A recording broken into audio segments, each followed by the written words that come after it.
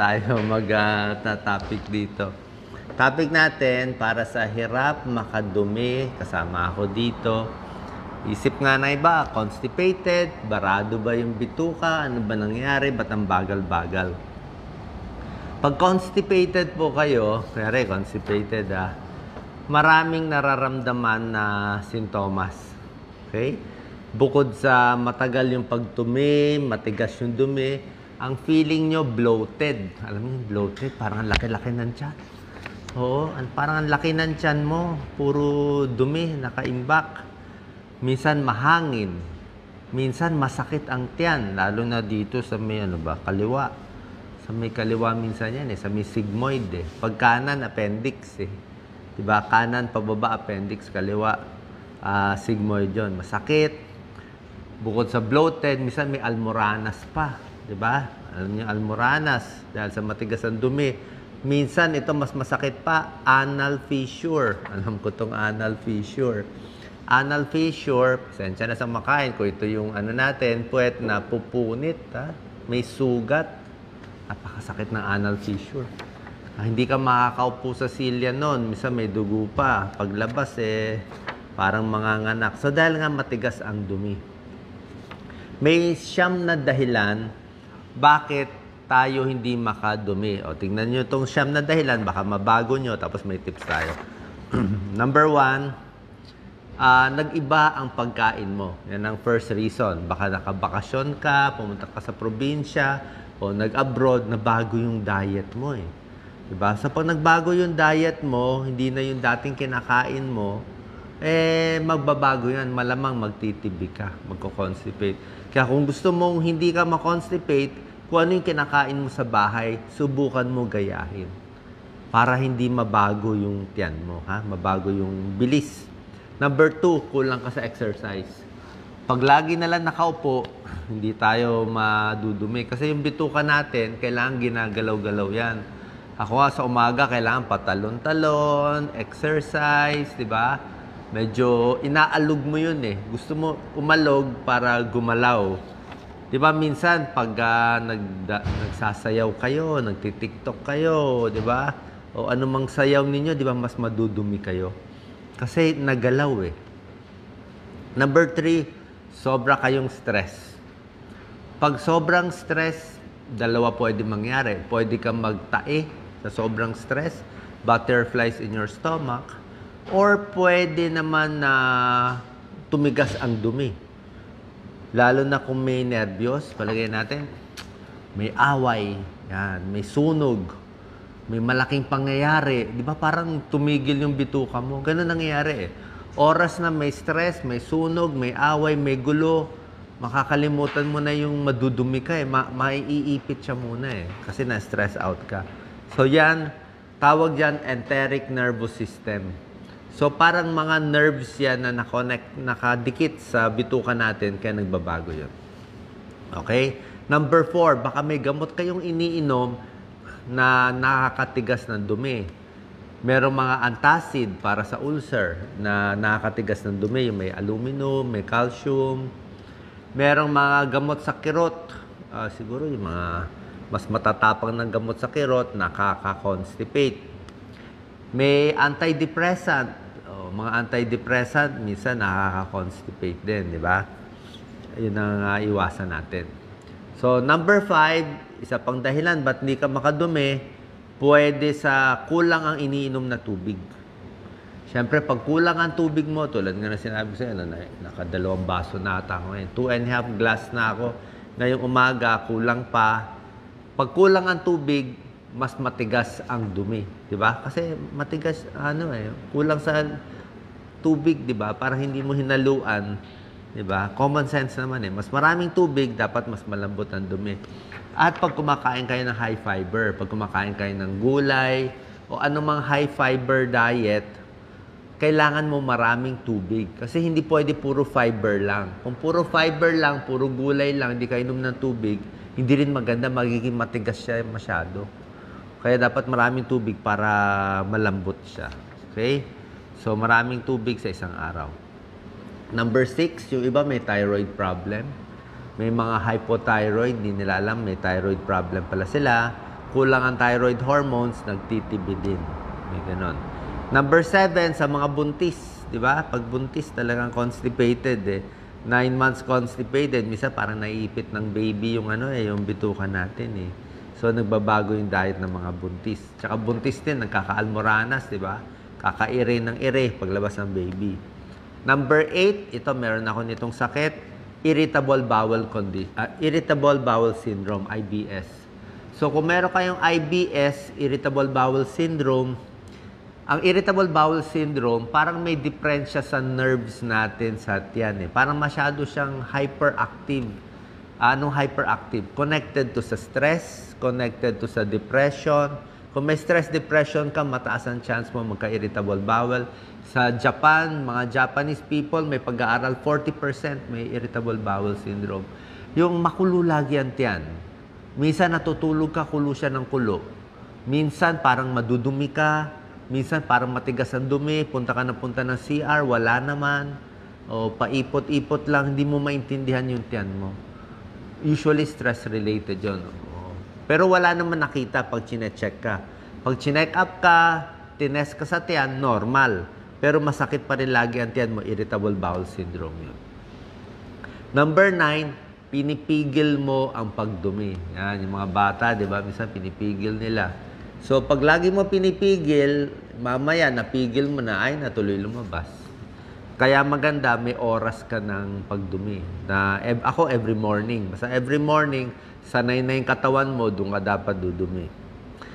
Number 9. Meron pa pala isa, number 10. Laxative abuse. Kayong mga mahilig sa laxative, di ba? Mahilig kayo bumili dyan sa Shopee, Lazada, ng mga pampapayat na tsaa, slimming tea, diet tea, yung mga pampadumi, hindi po maganda. Kasi itong mga pampadumi natin, pag sinobrahan mo, ang mangyayari ganito, uminom ka ng pampadumi, dudumi ka nga. Okay? Pero pag dumi mo, ang gagawin ng tiyan mo, ba't ang bilis ng dumi ko, sasabihin ng tiyan mo, ng intestine mo, gagawin niya, babagalan niya. Magre-react siya eh. Pinabilis mo, gagawin niya, i-constipate ka ng 1 linggo. So, ang gagawin mo ngayon, iinom ka na naman ng diet tea, pampapayat, laxative. Tapos, gagawin ng tiyan mo, pipigilan na naman. Diba? So, mangyayari sa'yo, araw-araw ka nang iinom ng slimming tea. Dependent ka na habang buhay doon sa slimming tea. Pag tinigil mo yon, hindi ka na dudumi ng 2 linggo. Paano sinira mo yung yung normal na galaw ng tiyan mo eh. Umasa ka sa gamot na pampabilis.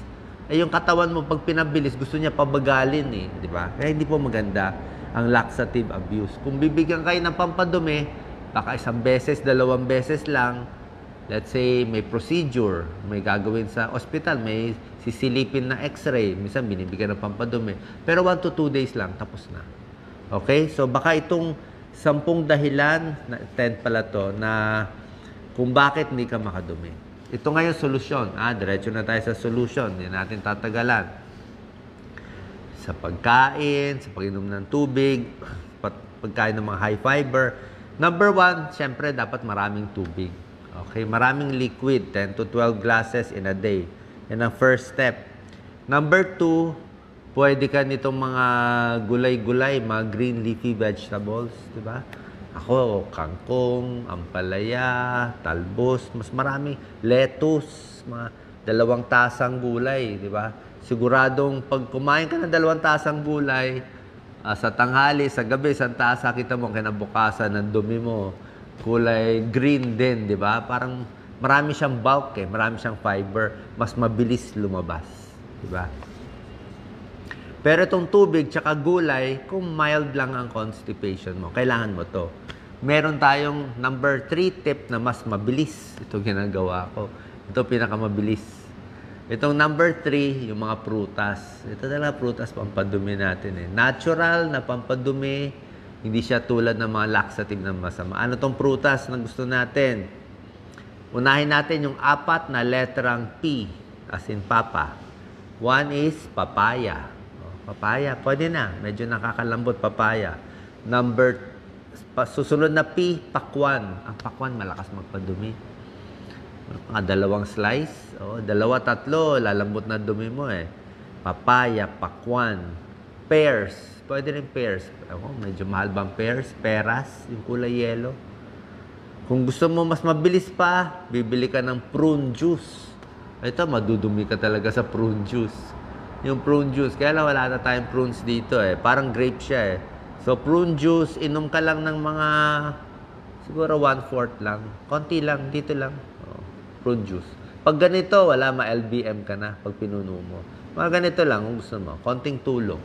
Pwede ang prune juice. Papaya. Ako, pakwan. Malakas ang pakwan sa akin eh. Pampadumi lang. Tapos, pwede mo sabayan ng mangga.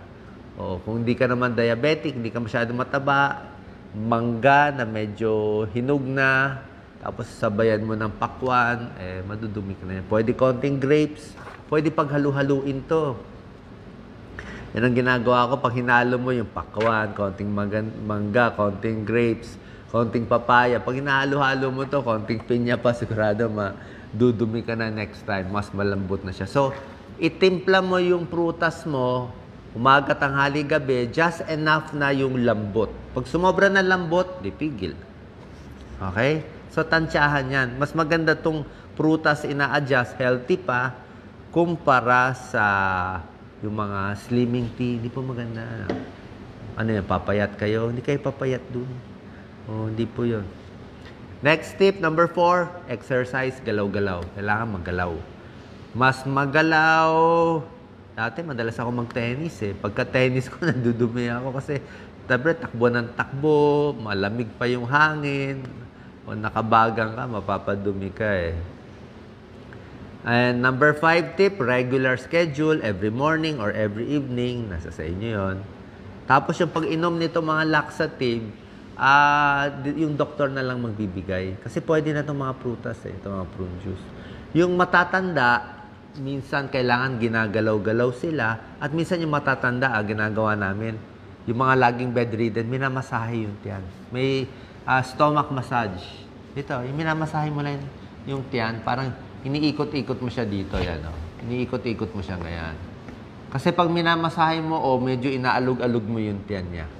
Kasi pag inalog mo yung tiyan, gagalaw eh. Gagalaw yung peristalsis eh. Biglang tutunog yung tiyan eh. Pag tunog, unti-unti, mapupush na yan. Push, small intestine, large intestine, unti-unti. Mamaya, lalabas na yan. Yan ang ginawa ko sa nanay ko dati. Matay na nanay ko eh. So, sa nanay ko, gano'n rin. Hindi siya makadumi. Badahuli nga, nagre-rectal ako. Nagka-gloves ako. Tapos pinapasok yung kamay sa puwet. Parang dinudukot mo kung meron nakabara. May gano'n dito. Tapos pag matanda, syempre merong mga ini-insert na mga Dulcolax na pampano, suppository. Pero anyway, pag matanda naman to, para sa inyo, dito na lang tayo sa regular. Okay? Ano ang komplikasyon ng constipation? Last na lang. Anong komplikasyon? Pag lagi kang constipated, pwede magka-almoranas, di ba? Iri. Pwedeng anal fissure, sugat sa puwet, napakasakit. Mga 3 araw bago gumaling yan, dudugo pa yan. Tapos sa sobrang ire, pwede ma-heart attack. Ang dami na heart attack. Ang tao, saan namamatay ang heart attack sa bahay? Sa banyo, kaka-ire. Laging gano'n, no? Umire, na-collapse. Kasi pag umiire ka, kumukonti ang blood supply sa puso. Sumisikip yung daan ng puso. Yung coronary artery. Opo, cardiologist ako, yan ang inaaral namin. So, hindi maganda ire ng ire. Dapat hayaan mo lang, konting ire lang. O alug-alugin mo na lang, magtalon-talon ka na lang para gumalaw siya. So, ito mga complication ng constipation. At syempre, lagi tayo umiiwas sa colon cancer. Diba? Pag ito naman sa alternative therapy, sa alternative medicine, pag lagi daw maraming dumi, di ba? Meron tayong mga bowel cleansing eh. So, kung pag laging maraming dumi, posible na mas magiging cancer. Kasi dumi yun eh, di ba? Puro bacteria yun. Tapos hinayaan mo naka-imbak sa tiyan mo ng 5 araw.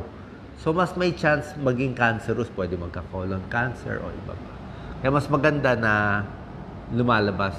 Tungkol sa cleansing, hindi ako gano'n nagpapayo ng mga cleansing sa puwet eh. Oo. Siguro wala namang masama pero ayoko naglalagay ng mga aparato, mamaya mabutas mo pa yung bituka mo eh, di ba? Pwede naman itong natural, ito na lang, natural na colon cleansing, itong mga prutas, gusto mo i-shake mo, gusto mo yung mga gulay, i-shake mo, pwede yan, pipino, i-shake mo, para natural na lang na paglabas.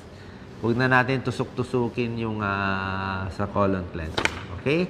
Sana nakatulong tong tips. Maraming salamat po at maraming